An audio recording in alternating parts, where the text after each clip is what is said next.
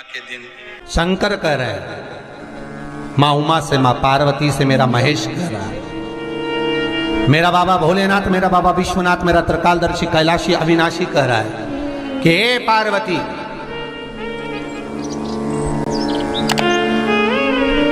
एक बीला, एक बेल जो मुझे समर्पित करता है, और समर्पित करने के बाद उस बेल की महत्वता देखिए, जो बैसाख महीने में बाबा शंकर को जो चढ़ाया जाता है, और 1000 अश्वमेध यज्ञ का पुण्य फल हम प्राप्त कर लेते हैं मात्र एक फल चढ़ाकर, मात्र एक फल चढ़ाकर।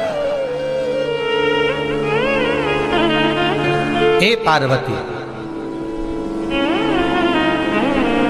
संसार का मनुष्य जब मुझे वो बेलपत्र समर्पित कर, वो बेल का फल समर्पित करता है, पार्वती वो फल जो मुझे चढ़ता है, फिर मैं भले नर्मदा के जल से निकला हुआ कंकर शंकर क्यों ना हूं, फिर चाहे मैं गंगा के जल से निकला हुआ कंकर शंकर क्यों ना हूं, चाहे फिर मैं यमुना के जल से निकला हुआ कंकर शंकर क्यों ना हूं, चाहे मैं सरयू के जल से निकला हुआ कंकर शंकर क्यों ना हूं, चाहे मंदाकिनी के जल से निकला हुआ कंकर शंकर क्यों ना हूं, ए पार्वती, फिर जो भी शिवलिंग पर वो बेल समर्पित होता है, वो बेल उठाकर जीव अपने कार्य में ले सकता है। ये माँ उमा से कह रहा है। तो उस बेल की महत्वता जानेंगे।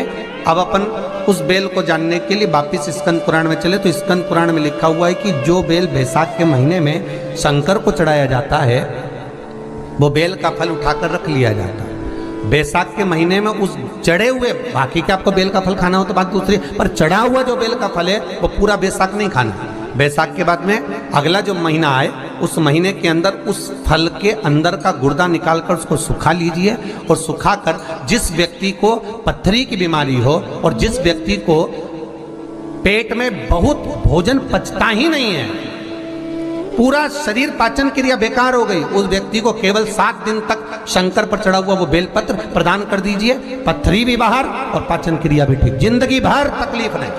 उस बैसाख में उस फल की इतनी महत्वता बाबा भोलेनाथ स्कंद पुराण, लिंग पुराण, नर्मदा पुराण, पद्म पुराण के अंतर्गत, शिव महापुराण के अंतर्गत वर्णन कर, उसकी महत्वता है। वो बेल का फल साधारण नहीं हो सकता। अब मंदार का जो पुष्प होता है, आंकड़े का जो फूल होता है, एक सफेद कलर का भी होता है और एक गुलाबी कलर का भी होता है। देखा है आप लोगों ने? बोलो, जम के बोलो, देखा है ना? गुलाबी कलर का जो पुष्प होता है, वो आप मंदार का, आंकड़े का जो गुलाबी कलर का पुष्प होता है, आप टीवी पे देख रहे होंगे, एक सफेद देख रहे होंगे, एक मंदार का गुलाबी फूल, नीला कलर का फूल देख रहे होंगे। जो नीला कलर का जो पुष्प होता है, गुलाबी कलर का जो आंकड़े का फूल होता है, प्रयास करना, जब किसी विषम परिस्थिति में फंस गए, विषम परिस्थिति, जब आपको लग रहा है कि मुझे बहुत भय लग रहा है, कुछ बुरा होने वाला, आपको लग रहा है आज मेरी उल्टी आंख बहुत फड़क रही है, कुछ गड़बड़ होने वाला, आपको लग रहा है मेरी सीधी आंख फड़क रही, कुछ गड़बड़ होने वाला, तब केवल वो नीला जो गुलाबी पुष्प है मंदार का, उसको कहीं से लाकर शिवालय में अशोक सुंदरी वाली जगह पर स्पर्श कर कर शिवलिंग पर आप चढ़ा दीजिए। आपकी विषम परिस्थिति कैसी भी होगी, वो रास्ता बनाकर बाहर निकल जाएगी।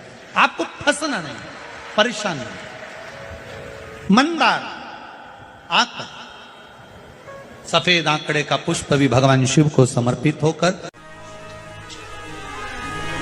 जैसे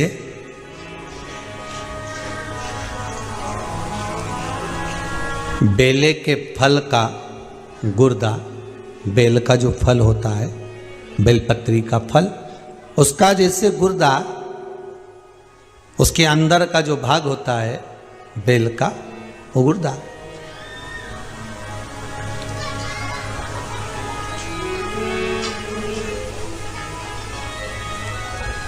उसको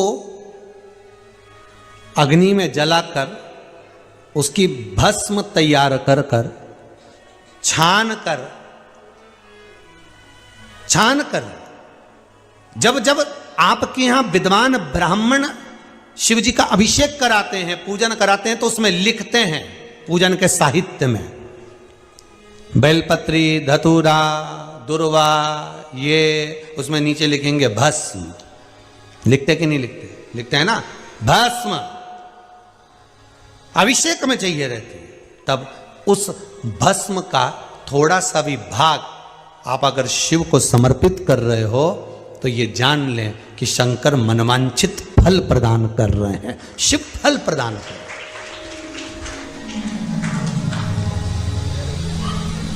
महाराज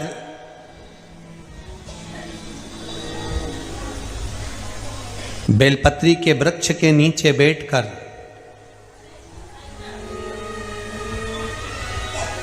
हाथ में एक बेलपत्र का पत्ता रखकर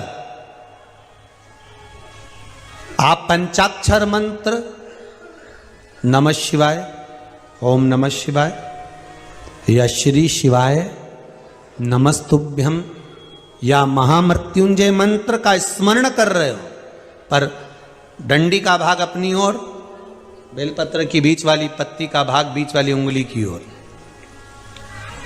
रखकर अगर आप स्मरण कर रहे हैं और अपनी कामना कर कर बेलपत्री के वृक्ष के नीचे बैठकर उस पत्ते को सम्मुख रखकर बाबा से विनय कर कर एकांत में उस बेलपत्री के वृक्ष की छांव में, बेलपत्री के वृक्ष की छांव आप कामना कर कर उस पत्ते को शंकर भगवान के ऊपर समर्पित कर रहे हैं, तो ये जान कर रखें कि पार्वती और शिव का मिलन करवा रहे हैं और अपनी मनवांछित फल कामना पूर्ण करवा रहे हैं। क्योंकि शिव और पार्वती का जब मिलन होता है, शंकर पार्वती जब एक दूसरे के सम्मुख में होते हैं, शिव और पार्वती जब एक दूसरे के सामने अपने बच्चों के कारण एक दूसरे के सम्मुख में आते हैं, तो उनके चेहरे पर प्रसन्नता का भाव आ जाता है।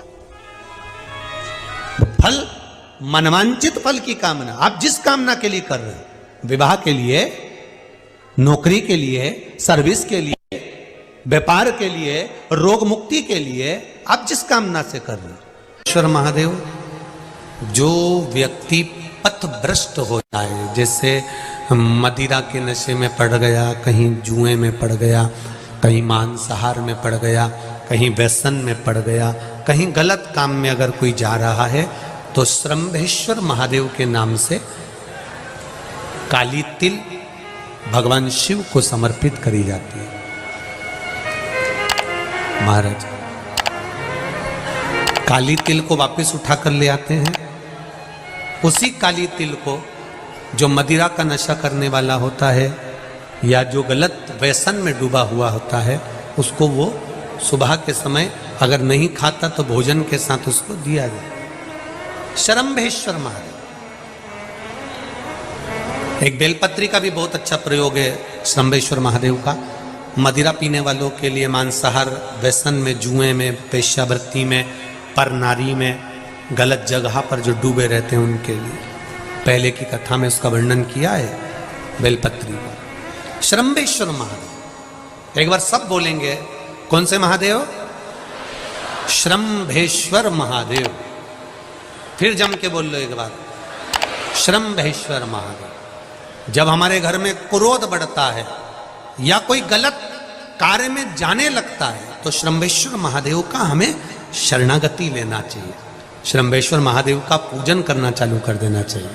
कई लोग कहते हैं महाराज जी ये श्रंभेश्वर महादेव का मंदिर कहाँ मिलेगा, हम कहाँ पूजन करने जाए? कहीं नहीं जाना, तुम्हारे घर के पास में जो शंकर जी का मंदिर है वहीं जाओ, उसी देवालय में, उसी मंदिर में जाओ, श्रंभेश्वर महादेव के नाम से जल चढ़ाना प्रारंभ करेंगे।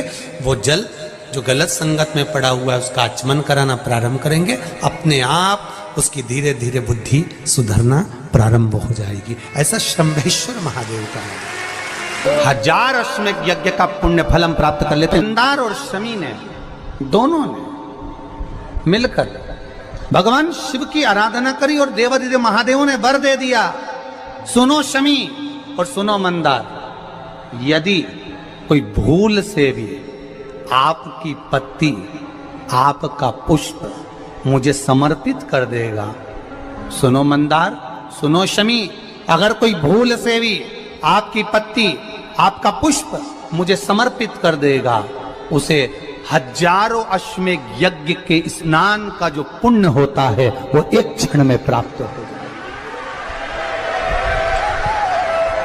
1000 अश्वमेध यज्ञ का पुण्य हजारों में यज्ञ का पुण्य एक क्षण में प्राप्त हो। ये मंदार, ये शमी, हजारों में यज्ञ का पुण्य एक साथ। शमी की पत्ती देखी है आप लोगों ने? जम के तो बोले जरा, देखिए।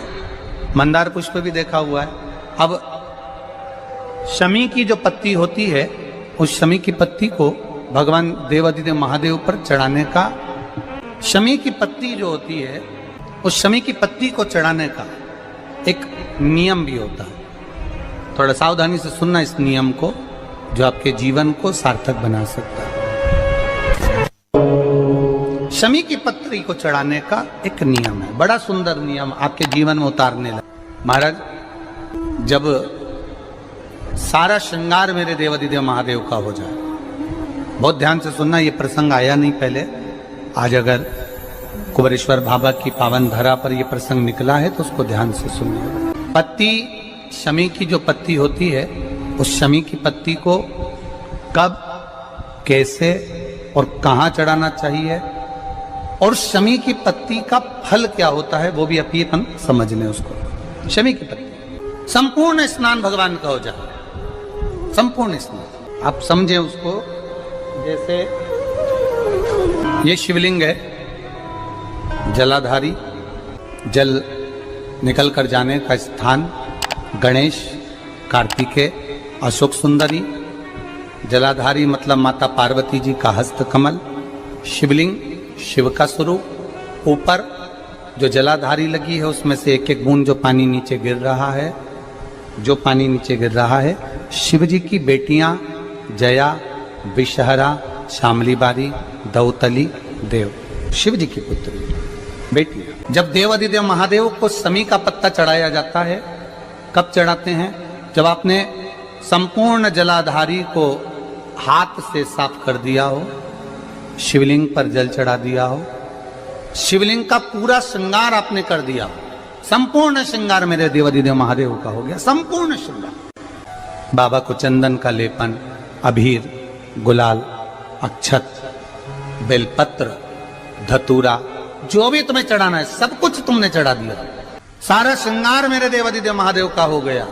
तब शमी की पत्ती को मां जगत जननी की जो जलाधारी है उस पर मात्र स्पर्श कराकर शिव के शिवलिंग पर आखिरी में समर्पित कर देना चाहिए, जिससे हमारी मन की जो कामना है वो मां जगत जननी देवादिदेव महादेव से उनके कानों में श्रवण कर। शमी पत्र का एक बात और स्मरण में रहे, शमी पत्र की बहुत एक बात और अपने स्मरण में लीजिएगा। शमी पत्र की जैसे शिवलिंग, जलाधारी और स्थान, जब बहुत ज्यादा मात्रा में दरिद्रता होती है, बहुत ज्यादा मात्रा में बहुत कष्टमय जीवन, जब तुम्हारी चित्त वृत्ति में आए, जब तुम्हारे मन में आए, धन भी नहीं है, पैसा भी नहीं है, बहुत दरिद्रता का जीवन है, बहुत दुखी जीवन है, तब बेलपत्र और शमी पत्र का प्रयोग जरूर करके देखना।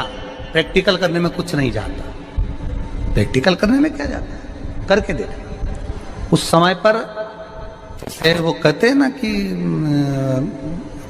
कोई कहने वाला कह दे कि महाराज जी, वो एक महाराज प्रवचन दे रहे थे और प्रवचन में देते देते देते देते किसी ने, महाराज जी प्रवचन दे रहे थे कि मदिरा का पान नहीं करना चाहिए, नहीं पीना चाहिए, गलत है, नाली में पड़ा होता है, व्यसन में पड़ा होता है, ऐसा पान ना करो। एक महाराज का पेचेन वाला खड़ा हो गया, उसने खड़े होकर कह दिया, ओ महाराज तुम इतनी बड़ी बड़ी बात कर रहे हो, तुम्हारा सगा भाई तो पी के नाली में पड़ा, गटर में पड़ा। महाराज जी को क्रोध नहीं आया, समझ थी। महाराज जी ने कहा, भैया देख, मैं भी प्रवचन दे रहा हूं, मेरा भाई भी प्रवचन दे रहा है, मैं मुंह से समझा रहा हूं कि पीकर लोग नाली में गिरते हैं, गटर में गिरते हैं, मेरा भाई प्रैक्टिकल करके दिखा रहा है कि मत पिया। प्रैक्टिकल वाली बात है। शमी पत्र, बेलपत्र